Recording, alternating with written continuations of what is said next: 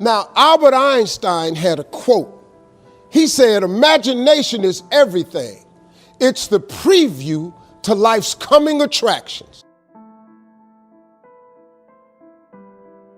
This is important information. The biggest thing that always troubled me was my imagination, because it was so big when I was a kid. You know, I grew up poor, but I was always imagining stuff. You know, my mama, once a month, would buy a travel magazine at the grocery store. My father used to be so pissed off. Bill, why we spending this money? Cause we were poor. She said, Slick, we ain't got no money to take this boy nowhere. But if he can look in these magazines, maybe one day, it'll cause him to want to travel.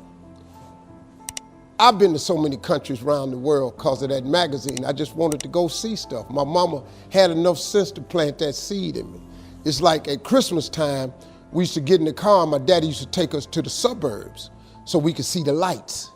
And you know, we just drove around the lights, and I was amazed at the suburbs because I would see these big houses with horseshoe driveways where you drove in and came out the other side. So I told my daddy one time we was riding, I said, Daddy, why don't we get one of them houses? He said, boy, I ain't got no money for that, but that's what I'm bringing you out here for. She said, one day you'll be able to get one of them houses.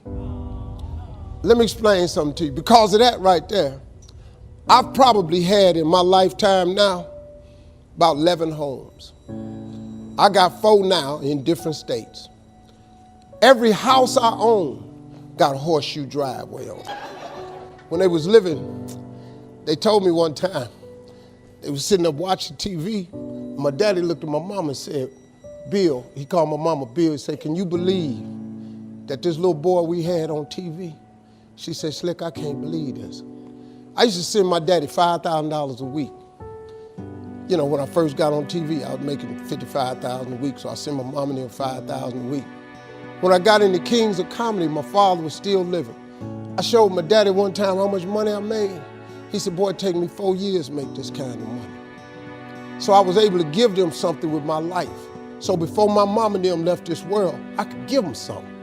I bought them everything, man, houses, cars, furniture. I bought them everything I could think of. I tried.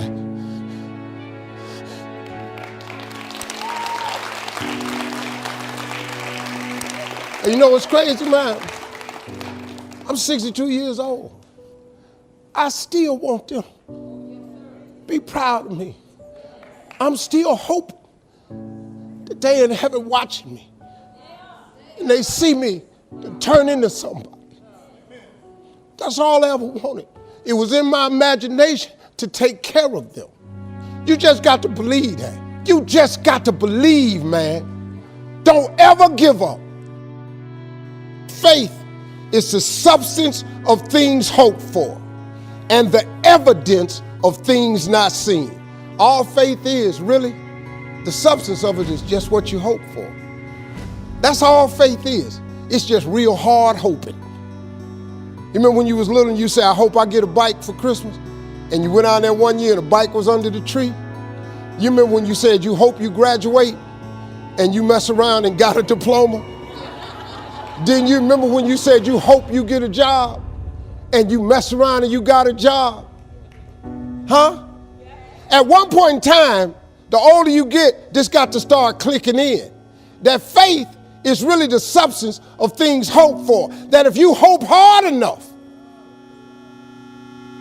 one day you ought to get smart and turn all that hoping into belief. And what is belief? Nothing but faith. And what is faith? Faith is a belief in things that you cannot see. See, this what the part you got to get. The evidence of things not seen. Remember I told you that imagination is everything? It's the preview to life's coming attraction. Man, do you know, now let me tell you the problem with your imagination. Problem with your imagination is you tell it to the wrong people. If you want to kill a big dream, tell it to a small-minded person. You went and you shared it with your family and friends. You know what they did? They shot it down. You know why they shot it down? Because they couldn't see it. See, your mom and them, your cousin them, your friends, they don't know. See, you gotta be careful when you share your imagination with small-minded people. Nobody else can see your imagination but you.